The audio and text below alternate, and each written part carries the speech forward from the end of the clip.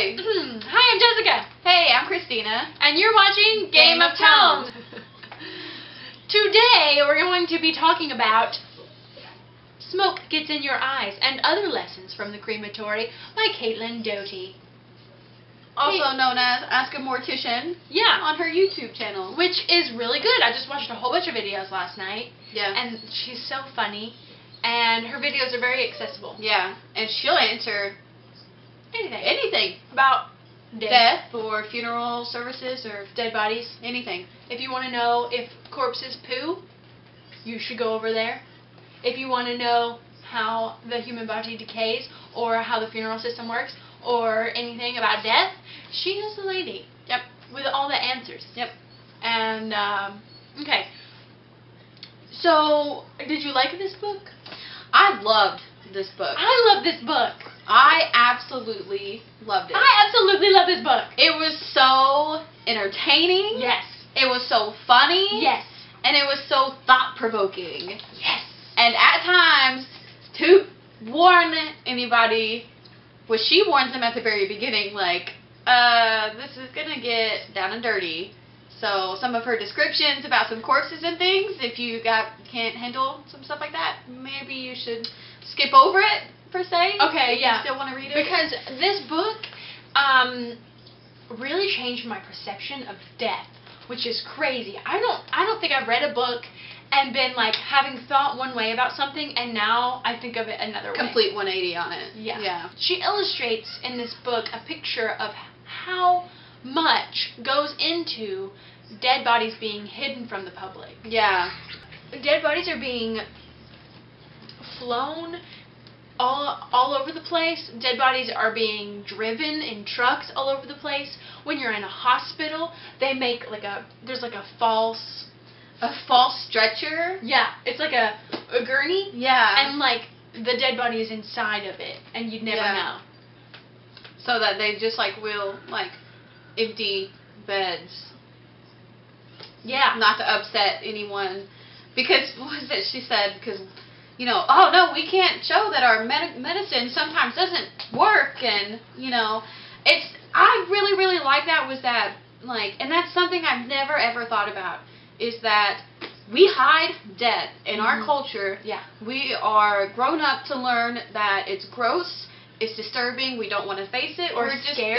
or scary, Mm-hmm. and we're just gonna we don't want to face it, we're just gonna bury it, and we're gonna put a bunch of makeup on it, and we're gonna spend a bunch of money to put it in a casket and embalm it so it'll look natural. Yeah.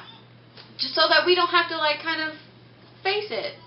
And other cultures, she talks a lot about other cultures and their death rituals and stuff, and it's actually really enlightening. Yeah. Because other cultures, some of them eat their dead because they just can't force, it's their culture. They don't want to see any remaining part of that person that they love. Or some are just... There's one, I think it was a Tibetan. Yeah. Remember that? Yeah. Where it's called a sky burial. Yeah. Their ground is too rocky and hard, it's cold. I think she said it was cold. Yeah. And they can't dig into the ground, and they can't, have a pyre because there's not a lot of trees anywhere. And so what they do is they take the body to this special place. The vultures come and eat them, and then your body is flying in millions of different pieces in the, well, not millions, but in all the vultures in the sky take your body up and consume you. And they also kind of see it as all the animals that we eat and use for energy and sustenance, that now you're giving that back to the creatures and the vultures and whatever comes, the beetles. She goes a lot into in our ancient times, which aren't really that ancient and in the past, that people used to keep the body at home and would wash it and take care of it. Civil War days. Yeah, and they would kind of just that was their way of saying goodbye. And that was kind of their ritual. She talks a lot about how we don't have any more rituals of taking care of the body. We shy away from all that stuff now and consider embalming and everything to be natural. To make, and that's the word that they use, is to make the body natural. Yeah, they no longer use lifelike because that's, too creepy. She talks about the importance that death could have in your life, like accepting the fact that you're going to die, really changes your life. In that maybe you don't wait around for things to happen, or it can be a beautiful experience when you do die instead of a terrifying one. Yeah. And maybe you don't like try to stop yourself from aging at all costs. And there are people that do that, and science is working on that, so that people can live 200 years or whatever. And it's like, I don't know, do we need that? No, I don't think so. Not to get too crazy, but with what humans are doing to the world already, to have people live 200 years, and the overpopulation already, like, we don't even take care of the people that we have on this planet, let alone, like, we don't even take care of the people that are in their 80s at nursing homes and don't have enough people to help out and staff, Death is inevitable, and it's natural, and it's going to happen to everybody at some point. At some point. So she talks a lot about just trying to get people to accept it and wanting them to be, like, comfortable, not, but, like, comfortable with it, but you can still grieve, and you can just, like, come to terms with it and be okay with it. That's another thing that she talks about is grief, and how we, as a culture, have kind of lost our grieving ways. Yeah. We don't grieve like we should, and when someone is grieving, we don't know what to say to them. I remember being at a funeral, and there was he had lost his mom. Yeah. And like I literally did not know what to say to him. Yeah. And that like has bothered me for a long time. Like I was just like, see, and that's the thing is like nobody knows what to say besides like, I'm so sorry. But when I like sometimes I really want to strive for something like more meaningful to kind of just like. But people like instead of saying just say something instead of like not saying anything at all. Yeah. So yeah, I watched one of her videos, and she said if someone's grieving, just say I'm sorry, and I can't imagine what you're going through right now. How are you doing? And that gives them the power to either go, I'm fine, I'm holding up, or it's hard, but I'm whatever, and they can end the conversation there, or they can carry on and then just let everything go if that's what they're wanting to do. So I thought that's really smart. Yeah, I would recommend this to anybody. Everyone. Honestly, yeah, everyone, because death is a huge thing. It's something everybody's gonna do. Yeah, and no one talks about it. We're all scared to. We're all terrified to die. We're all terrified of like all the stuff that we won't be able to do, all the people we'll miss, all the pain it'll be for everyone else. It's got me like it started me on this journey to accepting my death and like greeting it as an old friend, as they say in Harry Potter. But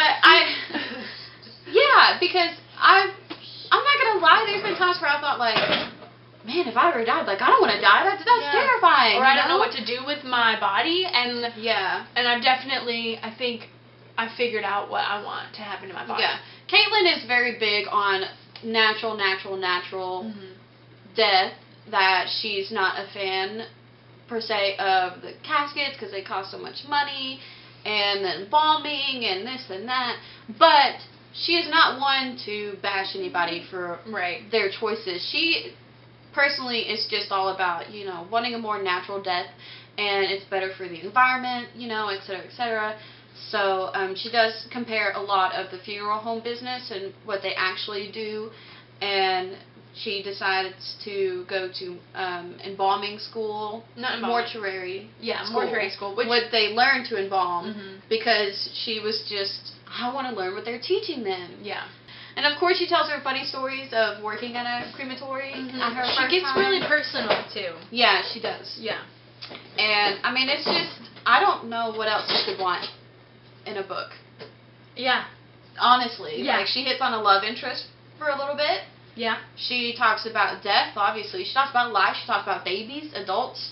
She's funny. She's so funny. I laughed out really, loud really reading funny. this. Yeah. Yeah, okay. So, the first sentence just like pulled me in. I loved it. It's, a girl always remembers the first corpse she shaves. yeah. And So, I was like, I mean, I'd say that she Yeah. would.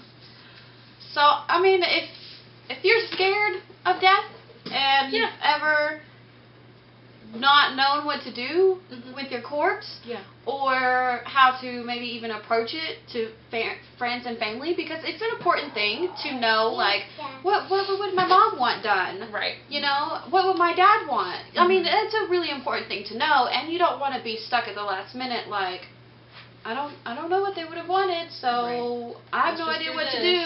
Yeah. At least you feel like you would have some sort of control over things if you knew.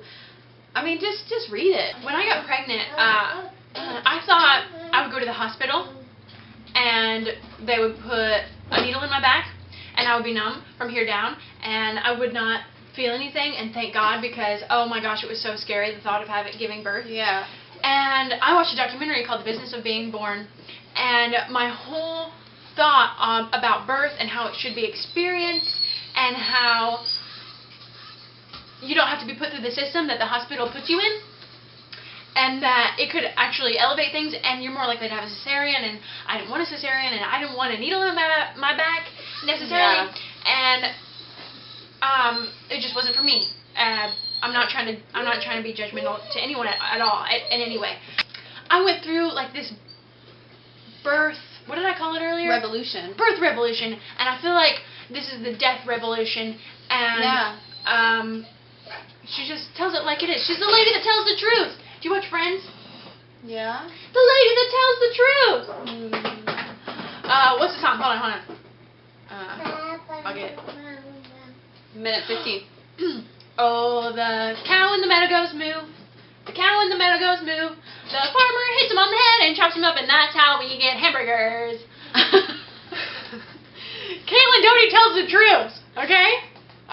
I feel like we did it. That was really good, yeah. Come be our friends. I'm Jess Game of Tomes on Twitter. And I'm Christeena GOT. When you play the Game of Tomes, you read or you die.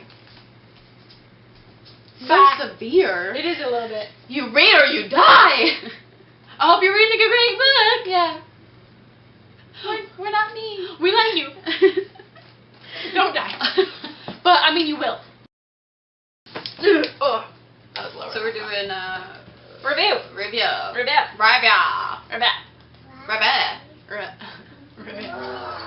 Oh. Hello. Hey. I'm Jessica.